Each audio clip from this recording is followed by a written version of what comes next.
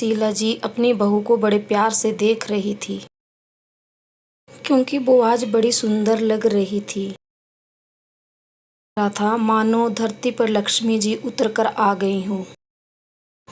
पूरा श्रृंगार कर रखा था, गहनों से लदी हुई थी, मेकअप भी बड़े सलीके से किया हुआ था। लक्ष्मी क्यों न लगे, बहू तो घर की लक्ष्मी होती है ना। मंद मंद मुस्कुराती हैं। आज उनका बेटा बहू जो ब्याह के लेकर आया, इकलौता बेटा साहिल आज बहू को ब्याह कर घर लाया है। बहू सौम्य बड़ी ही प्यारी और सुशील है। ये शीला और साहिल की पसंद है। सौम्य बचपन से ही साथ साथ पढ़े हैं और घर में आना जाना भी शादी में कोई कमी नहीं छोड़ी थी। एक एक जेवर, एक एक कप। बहू की पसंद कथा, खास कर जेवर। उन्हें पता था कि जेवर की क्या कीमत। की पूरी रस्में हो चुकी थी, सभी थक चुके थे। शीला जी भी एक कोने में बैठ गई थी। उनकी नज़र सौम्य पर थी। सौम्य को देखकर वो अपने अतीत में चली गई।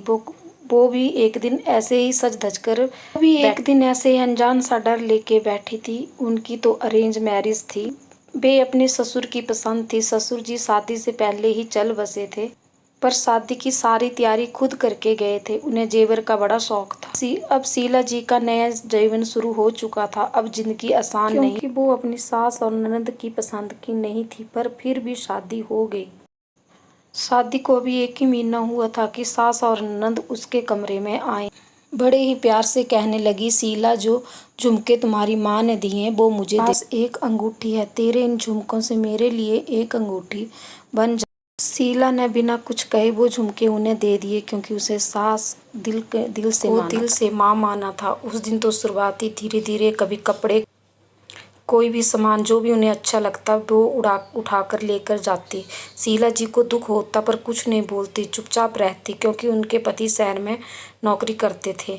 वो 2 या 3 महीने के बाद 2-3 दिन के लिए आते थे। सैलरी भी कम थी। इस बात को लेकर घर में बड़े झगड़े होते थे। शीला जी अपनी परेशानी बताकर उमेश जी को दुख नहीं देना चाहती थी।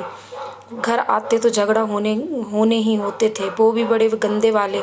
गाँव के सभी लोग मजा लेके सुनते थे। जितनी बार घर में लड़ाई होती, सास कहने लेती, कहती ये मैंने डाले हैं और इन पर मेरे पति की कमाई लगी हुई है। में एक रिवाज था कि जब शादी होती तो सारी शादीशुदा औरतें गहने पहनती।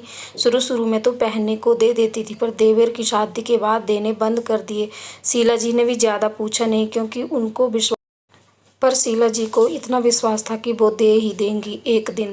ऐसे ही समय निकलने लगा। पति की नौकरी छूट गई तो उमेश ने अपना बिजनेस शुरू करने की सोची। उमेश ने अपना बिजनेस शुरू कर दिया। किस्मत में कुछ और ही लिखा था, क्योंकि बिजनेस नहीं चल रहा था। घर पर सासू माँ को पैसे देना बंद हो गए थे, पर अपनी पत्नी और बच्चे का खर्चा खुद उठा रहे थे। सासू माँ को शिकायत थी कि वो उसके छोटे बेटे के नाम पर कुछ नहीं कर रहा है। वैसे शीला जी के ससुर आर्मी से रिटायर थे, अच्छी खासी पेंशन थी, अच्छी जमीन थी, पर लालच बुरी बला होती। ससुर ने देवर के लिए दुकान कर रखी थी। बैंक बैलेंस, घर का छोटा छोटा सामान भी देवर को दे दिया गया।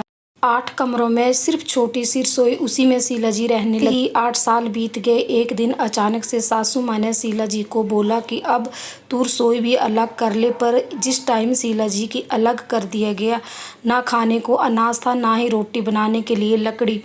समय मुश्किल था, पर पेट तो भरना था। गांव वालों से मांगकर लकड़ी लेके आई, तब जाकर बेटे और पति का पेट भरा। समय ऐसे ही चलता रहा। खुद सिलाई का काम शुरू किया। धीरे धीरे थोड़ा समय अच्छा हुआ। फिर एक दिन कर्जा मांगने बैंक वाले घर आ गए। उन्होंने हमें 1 महीने का टाइम दिया। उमेश जी बड़े ही परेशान थे। तब शीला जी को अपनी माँ की बात याद आई। बेटी, गहने सिर्फ पहनने के लिए नहीं होते हैं, ये बुरे वक्त में भी काम आते हैं।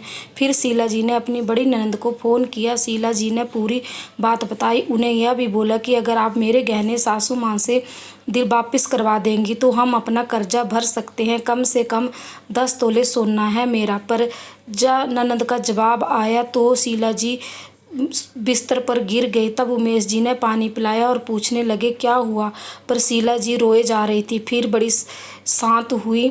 बताया कि उसके सारे गहने सासू माँ ने बेच दिए हैं। उमेश को भी झटका लगा, पर क्या कर सकते थे। कई दिन तक तो पति पत्नी बहुत दुखी रहे, पर धीरे धीरे भूलने की कोशिश करते रहे। पर शीला जी को दुख इस बात का है कि उसके पास उसके माँ पापा मासा मामी की निशानी भी नहीं है। शीला जी जब कभी भी गांव की शादी में जाती, औरतों से जानबूझकर गहनों के बारे में पूछती, पर शीला जी कुछ नहीं कहती। धीरे धीरे इसमें बदलने लगा। उमेश को शहर में नौकरी मिल गई, पूरा परिवार शहर आ गया।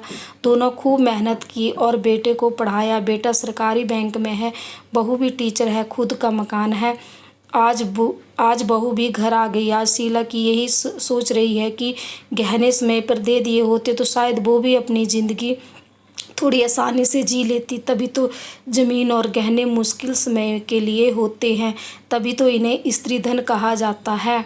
शीला जी को उमेश जी आवाज़ लगाते हैं और शीला जी अपने अतीत से वापस आती हैं। पर शीला जी ने पूरे सपने अपनी बहू में पूरे किए। ये एक शीला की कहानी नहीं है, ये समाज में कई। Subscribe my channel, share and like. Thank you.